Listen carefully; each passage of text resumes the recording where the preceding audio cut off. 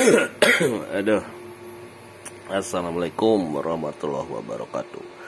Seminggu kagak ngupdate nih, gara-gara pulang dari Bandung ternyata kehujanan, kena AC mobil sampai ke Planet Bekasi, tepar, demam, batuk, meriang. Jadi seminggu bed rest. Ini masih batuk-batuk ngagoh-goy. Sekarang off grid, saya lagi nyoba karena kemarin panen ubi dari kebon, dikirim singkong, ubi cilembu, kemudian mangga gedong dan jambu. Nah sekarang lagi ngetes nih, ngerebus ubi pakai rice cooker dengan panel surya. Tapi bukan yang ini sih, kita pakai yang on grid ya. Rice cookernya ini lagi masak air, yang Live PO4 lagi nyuci baju ini 200 watt peak cuma dapat 86 watt, sementara beban mesinnya 200 watt ya. Mudah-mudahan sih enggak tekor ya akinya. Live PO4 100 ampere.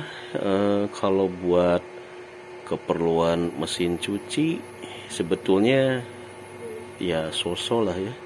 Kalau mataharinya terik itu nggak sampai ngedrop, cuma kalau mataharinya kayak sekarang lagi musim-musim gerimis, hujan, agak-agak nggak bisa nyuci tiap hari.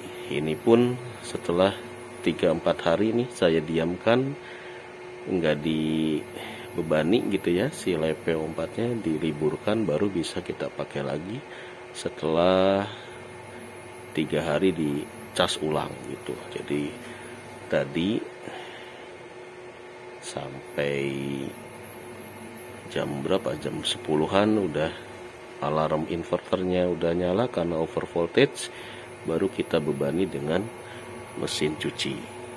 Nah ini harusnya idealnya memang kalau buat rice cooker atau mesin cuci yang 200 sampai 400 watt, pemakaiannya setengah kWh sampai 1 kWh per hari, mungkin baterai packnya nih minimal 2 kali 100 Ah ya, 200 ampere hours, jadi 8 sel gitu.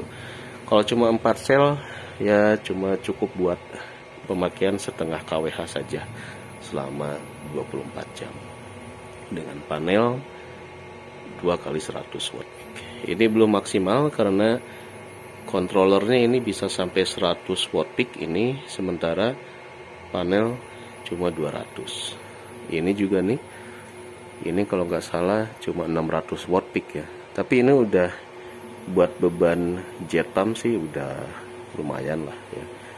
Udah bisa walaupun hujan mendung nggak sampai ngedrop DOD di bawah 50%. Asal kita kombinasikan saja. Kalau misalkan dia di bawah 50%, jet pumpnya kita off kan dulu, nunggu sampai siang baru kita nyalakan.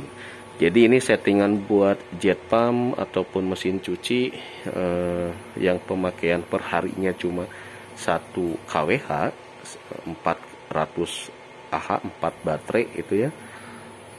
Inverter ini nonstop Kenika, e-Fever, panelnya 600, itu udah cukup untuk melayani satu rumah gitu. Jadi untuk kebutuhan rumah sebetulnya PLTS cuma modal 4 baterai ya, 4 kali 100, inverter 1000 watt, SCC nya 30 ampere, panel 600 sampai 800 mungkin udah cukup ya gitu, untuk jet pump dan mesin cuci atau rice cooker lah gitu ya. Lebih ideal lagi mungkin kalau baterainya 6 gitu, itu mungkin udah top markotop banget. Nah saya sekarang lagi mantau untuk di Live PO4 nih, minimal berapa sel yang bisa mengcover untuk kebutuhan rumah tangga yang bayar listriknya nih kayak di ibu saya itu mungkin di 150.000 lah ya, di Bandung, yang pemakaiannya cuma rice cooker dan lampu ya. Kulkas mungkin agak berat karena inverternya harus yang low frekuensi kalau untuk beban kulkas. Nah, yang kedua, di kosan anak saya juga lagi nyoba untuk, tapi itu lampu ya, untuk hanya lampu malam saja kayaknya, karena itu uji coba buat ngamatin karakter baterai, jadi ya agak belum bisa disimpulkan karena baterainya kegedean 8 sel, sementara bebannya paling nggak sampai 20 watt. Harus di switch gitu ya, yang baterai 8 selnya buat nanti di rumah emak saya, di rumah neneknya yang 100 ampere baru ditukar ke kos-kosan anak saya. Nah, sekarang untuk mesin cuci, ternyata mesin cuci pun itu kebutuhan pemakaian per hari ya cuma setengah kWh kayaknya sih, nggak terlalu besar ya.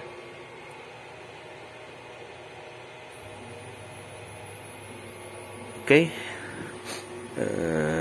CCTV yang di sana yang biasanya mantau controller saya cabut, saya pindahin ke Bandung buat mantau kos-kosan anak saya. Jadi kita cuma pakai satu CCTV saja, dan ini towernya masih pakai kardus, masih males nih nempel ke sini nih.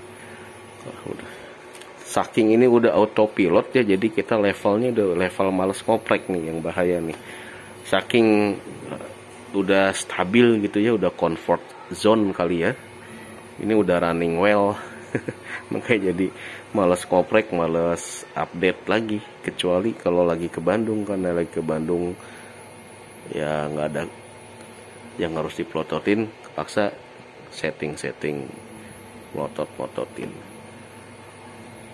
Oke, paling yang nanti akan akhir tahun, mungkin karena akhir tahun anak-anak mau liburan, berarti project berikutnya adalah kita ngoprek lagi power box ya, atau emergency PLTS gitu, karena sekarang November, Desember, Januari, Februari mungkin itu puncaknya curah hujan, dan saya yakin gitu ya, karena dataran-dataran tinggi itu pada dijadiin area wisata, pasti banjir bandang bakal banyak gitu ya.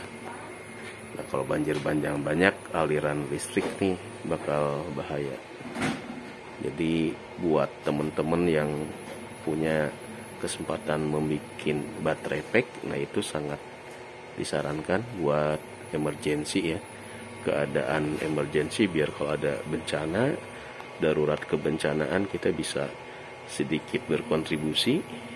Powerbox, baterai packnya minimal untuk sarana komunikasi ataupun koordinasi dengan di daerah bencana tersebut. Itu aja. Saya mau rebahan lagi. Udah habis 2 botol obat, jadi tidur, minum obat, tidur, minum obat, menikmati seminggu rebahan doang. Cari ide dulu ya, sebulan jadi pengangguran. Wassalamualaikum.